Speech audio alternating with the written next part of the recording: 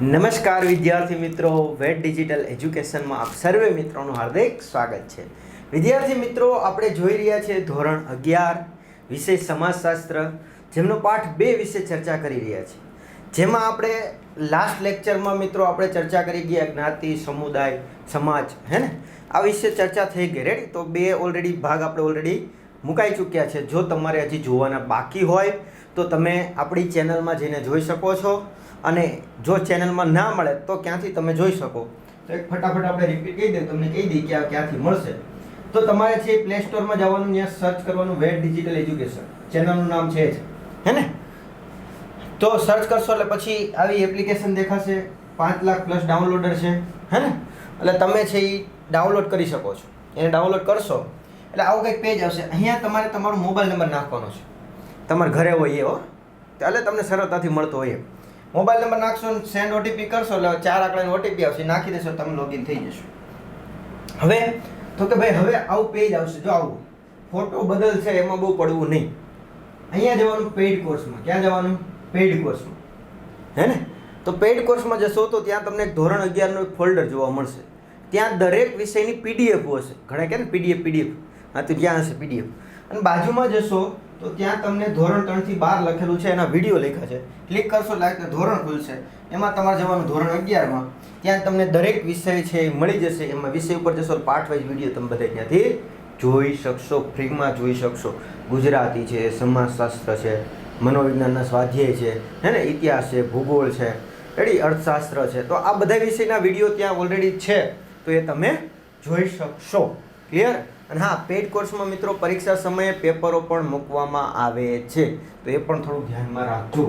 ચાલો હવે આપણે આગળ વધીએ પાછા, હે ને. અને હા, ખાસ એક મિત્રો સરસ મજાની એક કોમેન્ટ આપી દો. ચાલો, તમને જે ગમતી હોય એ સમય સરસ કોમેન્ટ આપી દો, હે ને, જેથી કરી મને પણ ખ્યાલ આવે કે નહીં તમે પણ આમ જોરદાર આમ ઇન્ટરેસ્ટ સાથે ભણી રહ્યા છો. ચાલો રેડી? તો જોઈએ સામાજિક દરજ્જો છે અને એની ભૂમિકા છે. એટલે કે સામાજિક દરજ્જો અને એની ભૂમિકા શું છે એની ચર્ચા કરવાની છે. તો કે વર્તમાનમાં જટિલ સમાજમાં લોકો વચ્ચે થતી મોટાભાગની આંતરક્રિયાઓ વ્યક્તિના દરજ્જાને ધ્યાનમાં રાખીને થતી હોય છે. એટલે કે હાલમાં જે પણ કંઈ સમાજના લોકો વચ્ચે જે પણ કંઈ ઘટનાઓ બને, વચ્ચે જે પણ મોટાભાગની જે પણ કંઈ આંતરક્રિયાઓ, જે ક્રિયાઓ બનતી હોય, અંદરો અંદર ક્રિયાઓ બનતી હોય, એ કયા આધારે બનતી હોય છે ભાઈ? તો કે ભાઈ એના હોદ્દાને ધ્યાનમાં રાખીને અથવા તો એના દરજ્જાને ધ્યાનમાં રાખીને બનતી હોય છે. શાળા કોલેજમાં પ્રવેશ મેળવનાર વ્યક્તિ વિદ્યાર્થી, શિક્ષક કે અધ્યાપક તરીકે આંતરક્રિયા કરે છે જે વ્યક્તિના દરજ્જો અને ભૂમિકાના સંદર્ભમાં થાય છે. એટલે કે તમે જે છે એ આગળ જતા ધોરણ 12 અને કોલેજમાં જશો તો તમને કોલેજમાં એડમિશન મળશે, પણ કયા આધારે? તમારી આંતરક્રિયાને આધારે, તમારે જે પણ કંઈ 12માં ટકાવારી છે એના આધારે. તો એવી રીતના કે ભાઈ કોઈ વિદ્યાર્થી હોય, કોઈ વ્યક્તિ હોય, શિક્ષક હોય, અધ્યાપક હોય, હે ને, તો એ જે પ્રવેશ મેળવે છે કોઈ પણ રીતે, શિક્ષક છે એ પ્રવેશ મેળવે એટલે કે જે શિક્ષક પ્રોફેસર કે કોલેજમાં શાળામાં ભણવા માટે જાય તો એની યોગ્યતા હોય, એટલે એને આંતરક્રિયાને આધારે છે એ બધી પ્રવેશ મળતો હોય છે. ચાલો રેડી? નેક્સ્ટ છે સામાજિક દરજ્જાનો અર્થ અને એની વ્યાખ્યા. યાદ રાખવા જેવો સવાલ છે, પૂછી શકાય સીધો. રેડી? તો જો સામાજિક દરજ્જો એટલે એક ચોક્કસ સમયે કોઈ એક નિશ્ચિત વ્યવસ્થામાં વ્યક્તિનું સામાજિક સ્થાન. શું કે છે? સામાજિક દરજ્જો એટલે કોઈ એક ચોક્કસ સમયે ચોક્કસ નિશ્ચિત વ્યવસ્થામાં, હે ને, ચોક્કસ સમયે નિશ્ચિત વ્યવસ્થામાં કોઈ વ્યક્તિનું સમાજમાં સ્થાન, એને શું કહેવાય? સામાજિક દરજ્જો. ક્લિયર? જોઈએ, સામાજિક દરજ્જો વ્યક્તિને અન્ય વ્યક્તિઓ સાથે સંબંધોમાં કેવી રીતે વર્તવું તે દર્શાવે છે. એટલે કે જે સામાજિક દરજ્જો છે એ શું દર્શાવે છે? તો કે કોઈ વ્યક્તિને બીજા કોઈ વ્યક્તિ સાથે કઈ રીતના પોતાનું વર્તન કરવું એ દર્શાવતું હોય છે. સમાજમાં કોઈ પણ પ્રકારના સમૂહો, મંડળો, વર્ગ કે જ્ઞાતિમાં કોઈ વ્યક્તિ કોઈને કોઈ પ્રકારનો દરજ્જો ધરાવે છે. એટલે કે સમાજમાં કોઈ પણ જે પ્રકારના સમૂહ હોય, મંડળો હોય, વર્ગ હોય, જ્ઞાતિ હોય, રેડી, એમાં વ્યક્તિ કોઈ પણ રીતે, કોઈના કોઈ રીતે છે શું કરતો હોય? પોતાનો દરજ્જો ધરાવતો હોય છે. આ દરજ્જાને આનુષંગિક એટલે કે અનુરૂપ વ્યક્તિએ ભૂમિકા ભજવવી જોઈએ તેવી અપેક્ષા જે તે સમૂહના સભ્યો તેની પાસે રાખે છે. એટલે કે કોઈ મંડળ, કોઈ ગ્રુપમાં કોઈ વ્યક્તિનો જે પણ કંઈ દરજ્જો હોય, તો સ્વાભાવિક છે કે મંડળના સભ્યોની આશા શું હોય?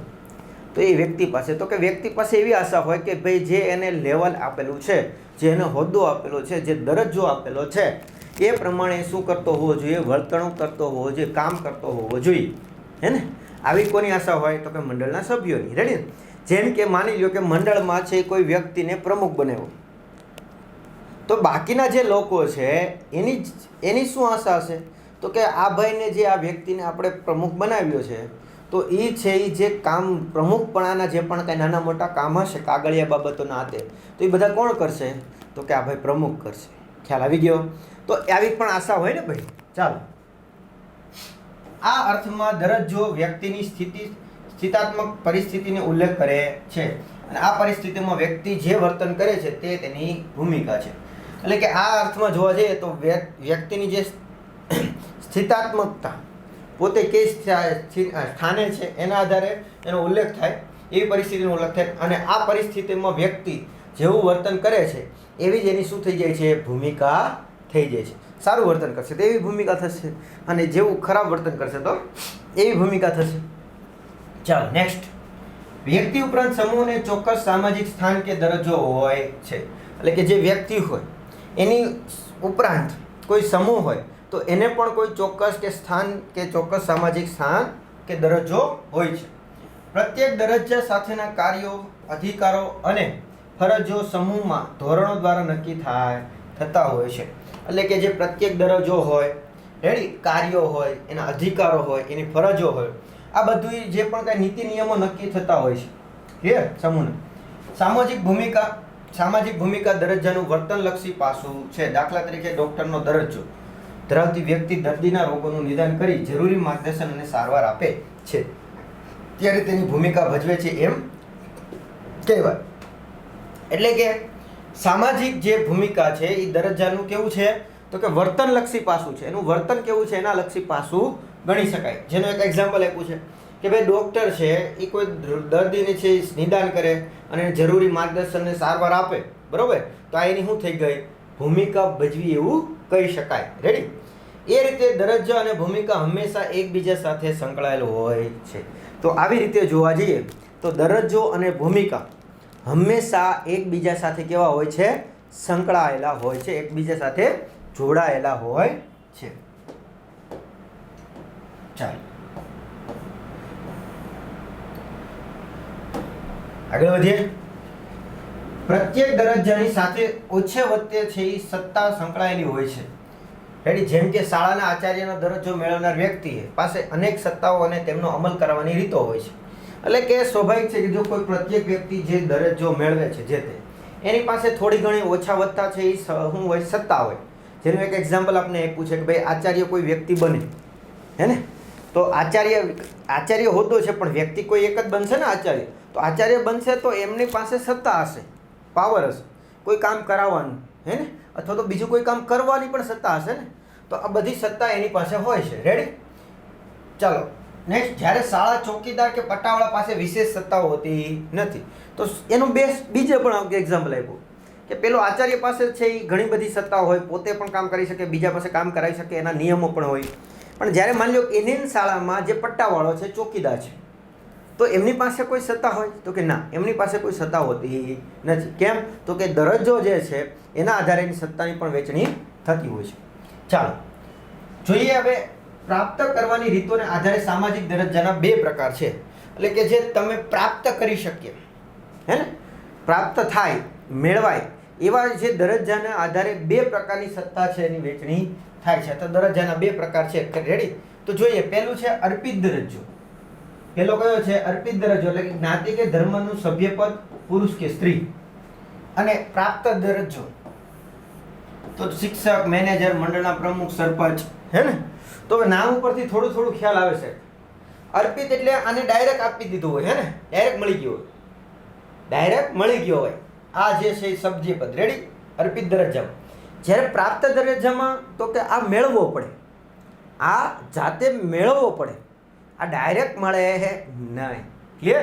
તો આ એ રીતના છે. એટલે અર્પિત અને પ્રાપ્ત દરજ્જો બંનેમાં તફાવત ખ્યાલ આવી ગયો. માઇનોર તફાવત છે.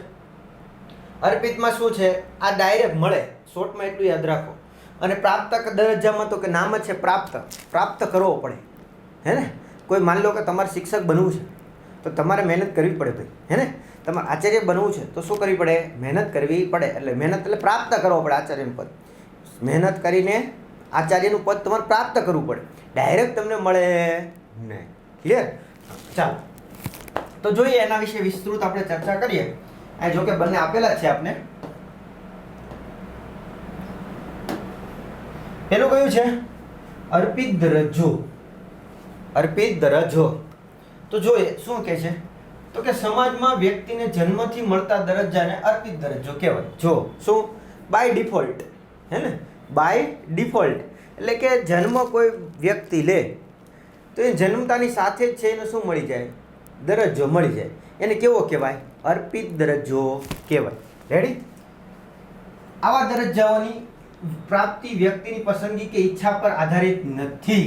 તો સ્વાભાવિક છે, જન્મતાની સાથે જ હોય તો એની ઈચ્છા તો હોય કે ન હોય એવું બને ને. જરૂરી તો નથી ને એમની ઈચ્છા હોય તો જ એને મળી ગયું હોય, એવું તો છે નહીં. કેમ? તો કે જન્મતાને હવે જન્મવું હોય કોઈ બાળક તો હોય કે એ સમયે તેને ખબર ન હોય મારે કયો દરજ્જો જોઈએ છે. સમજાઈ ગયું ને? ચાલો, જેમ કે જન્મથી મળતો સ્ત્રી કે પુરુષનો દરજ્જો, વ્યક્તિ જે દેશ, કુટુંબ, જ્ઞાતિ, ધર્મમાં જન્મે છે તેનો દરજ્જો જન્મતાની સાથે જ આપોઆપ મળી જાય છે.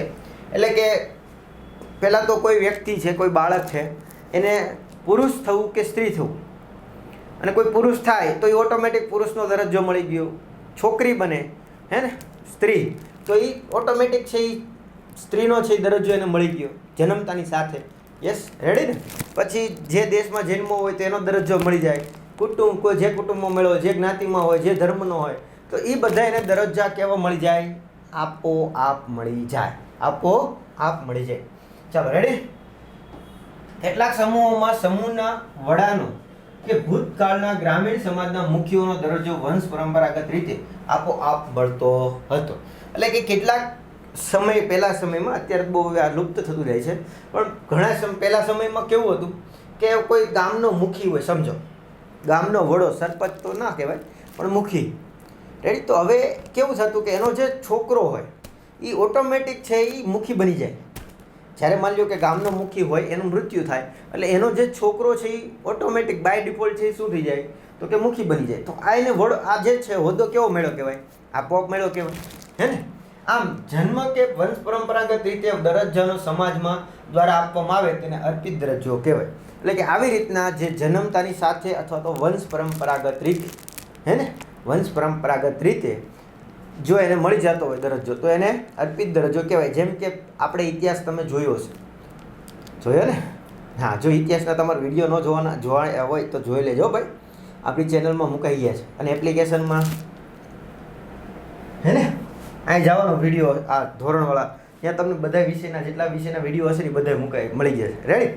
તો તમે ઇતિહાસમાં જોયું હશે, જે આપણે કેવું છે કે ઇતિહાસમાં તમે જોયું હોય કે રાજાનો છોકરો હોય, જેવું રાજાનું મૃત્યુ થાય એટલે ઓટોમેટિક રાજાનો છોકરો રાજા બની જાય, હે ને?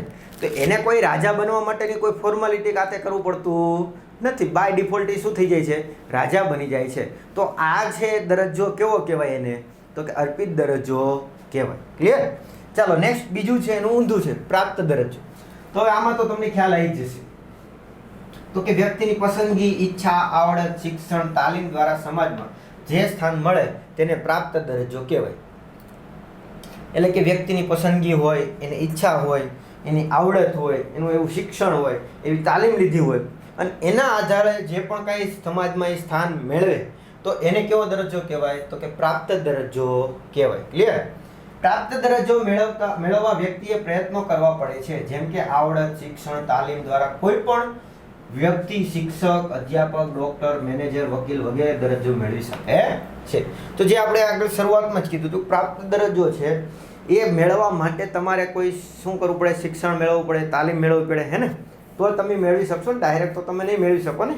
ચાલો, તો તમે આવી રીતના કોઈ પણ શિક્ષણ, આવડત, તાલીમ દ્વારા કોઈ પણ તમે મેળવી શકો છો પ્રાપ્ત દરજ્જો. જેમ કે શિક્ષક બનવું હોય, અધ્યાપક બનો, ડોક્ટર બનો, મેનેજર બનો, વકીલ બનો, તો આ બધા કેવા કહેવાય? પ્રાપ્ત દરજ્જા કહેવાય. ક્લિયર?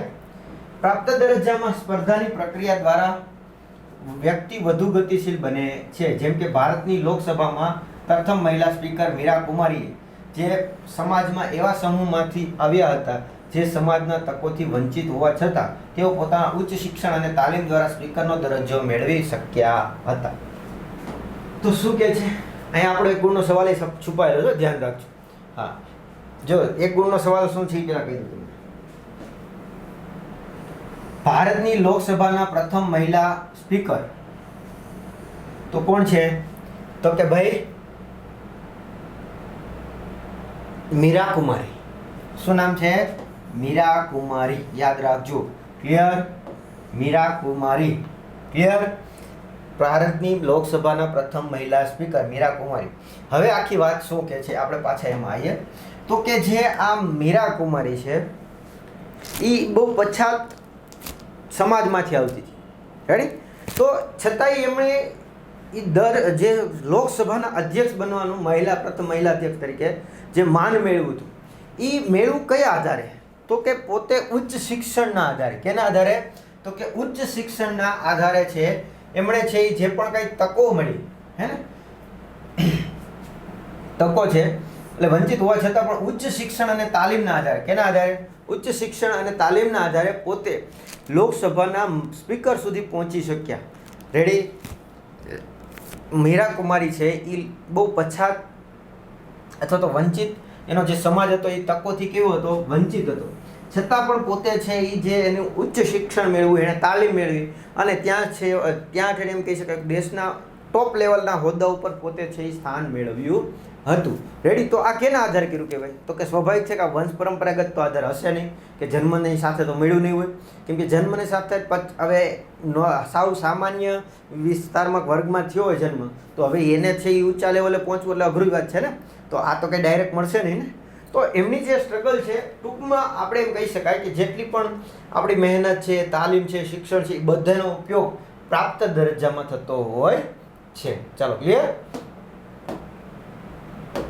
હા, અને પ્રાપ્ત દરજ્જામાં સ્પર્ધાની તકો રહેલી હોય છે. કેમ કે તમને ખ્યાલ હોય કે કોઈ પણ છે એ દરજ્જો મેળવો હોય તો શું કરવું પડે? તમારે સ્પર્ધા આપવી પડે ને, હે ને? ચાલો, રેડી? હવે નેક્સ્ટ આપણો ટોપિક છે સામાજિક ધોરણો, જેની ચર્ચા મિત્રો હવે આપણે આવતા લેક્ચરમાં કરીશું. તો આ વિડીયો લેક્ચરમાં મિત્રો આપણે અહીંયા સુધી રાખીએ. Thank you. જય હિન્દ, જય ભારત. અસ્તુ.